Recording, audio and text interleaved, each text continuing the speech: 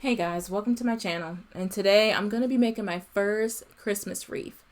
So what I'm going to be using are two 10 by 10 poly mesh ribbon. I got that from Hobby Lobby, and my wreath base is a 16-inch base.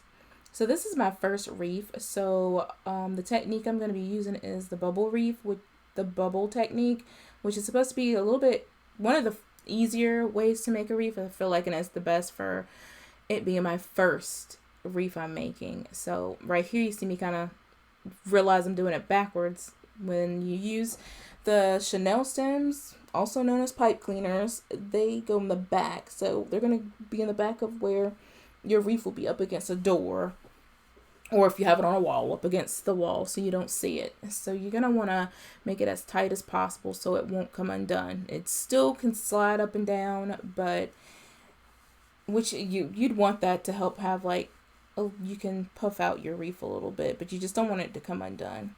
And then you also see me cut up the pipe cleaners to kind of cut them in half to make them a little bit easier to work with. So we're going to start with bunching. I'm going to bunch up a few to show you how I do it. I just bunch up a little handful. I know a lot of people actually measure how much so it can be look pretty much even around, and that's a mistake that I've learned is next time I need to measure, because as I don't know if it's too noticeable on camera, but once I'm finished, you'll see how it's a bit uneven. Some are bigger, some are small. So right after I show this, I'm going to play a little bit of music over, because this took me about 45 minutes. So we're going to speed it up. So here we go. I'm attaching my last little pipe cleaner.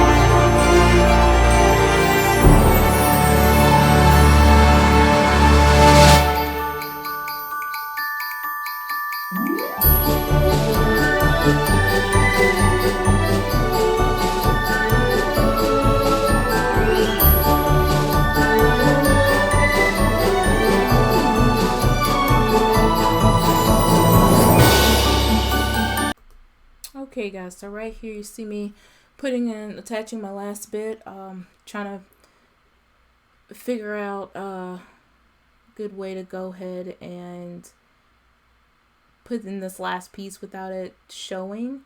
So I'm kind of scrounging around a little bit trying to figure out where to put this to make it look, for the end to look good. So this is where I kind of fluff it a little bit and make sure everything is covered, like you can't see a lot of the chenille stems, and kind of tuck in, extra pieces that were kind of sticking out. And I'm just gonna fluff through a little bit and make it look nice. And this is where I kind of started noticing a little bit of how one side is a little bit bigger than the other. And that's just coming from my mistake of not measuring the size.